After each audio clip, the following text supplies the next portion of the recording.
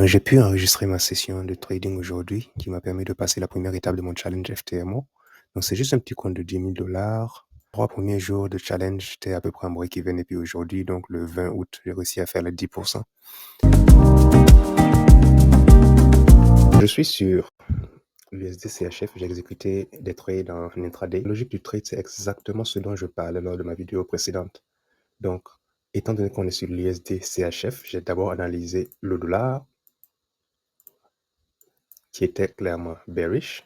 Et ensuite, j'ai analysé le franc suisse. Voilà, donc le franc suisse, qui lui est bullish. Voilà, comme on peut le voir là dernièrement. Et donc, on pouvait s'attendre à ce qu'il y ait des ventes à prendre sur l'USD CHF. Ensuite, il suffit juste de comprendre la structure du marché. Donc, en réalité, j'avais un premier trade à prendre à ce niveau-là, mais le prix a bougé beaucoup trop rapidement. Donc, comme mon alerte a sonné, le temps de venir sur mon écran, j'ai vu que le prix était déjà assez loin. Donc, j'ai attendu que le prix revienne chercher de la liquidité à ce niveau, au niveau de ce high. J'ai exécuté déjà un premier trade. On a eu une belle impulsion baissière. Et je vais descendre en M1. Exécuter encore un deuxième trade quelque part à ce niveau-là. Alors, le principe que j'utilise en général quand je veux rajouter une seconde position, c'est de m'assurer que ma première position est en profit. Donc là, j'étais presque à 1 R que j'avais verrouillé à ce niveau avec mon trail stop. Donc, j'ai déplacé mon stop loss à ce niveau. Et le montant que j'ai pu sécuriser là, c'est le même montant que j'ai réinvesti. Donc, si le trade était revenu me sortir à ce niveau, mais j'allais prendre une perte ici et un gain et les deux cumulés allaient me faire un break-even.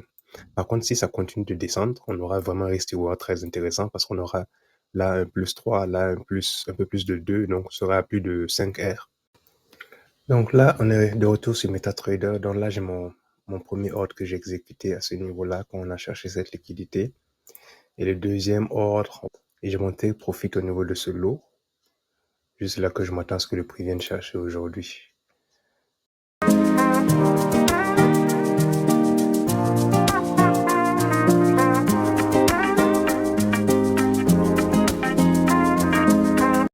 Objectif atteint sur l'USD CHF. En réalité, je n'ai pas maintenu la position jusqu'au bout. Je me suis arrêté jusqu'à un peu en dessous de ce lot. J'ai coupé ma position. Voilà, et actuellement, je suis dans un trade sur le Dow Jones. C'est un scalp. Donc, en réalité, j'avais identifié cette imbalance depuis hier, mais hier, le prix n'est pas revenu à l'intérieur. En M15, on se rend compte qu'on est vraiment bullish. On a beaucoup de liquidité en dessous de ces lots. Voilà, on a 3 lots ici en dessous. Donc, dès qu'on a cassé, j'ai commencé à vouloir chercher des achats jusqu'à ce qu'on atteigne au minimum l'imbalance. Alors, l'imbalance, elle est là. Voilà, c'est ça mon take profit pour le trade. Et si on redescend à M5, on voit qu'on a eu une première expansion. On est venu prendre de la liquidité en dessous de ce lot. Donc déjà là, je pouvais acheter, prendre des achats, mais je n'étais pas sur les graphiques. Et puis j'ai vu ce setup, j'ai vu que dans la fractalité, on est encore venu chercher une liquidité. Donc j'ai exécuté le trade et je vais prendre mes profits dans le gap. C'est voilà, presque 4 R. Si on arrive à atteindre le take profit. Donc on va surveiller tout ça sur MetaTrader.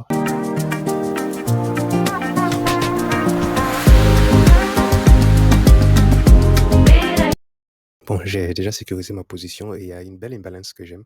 Cette imbalance-ci, je vais exécuter une nouvelle position.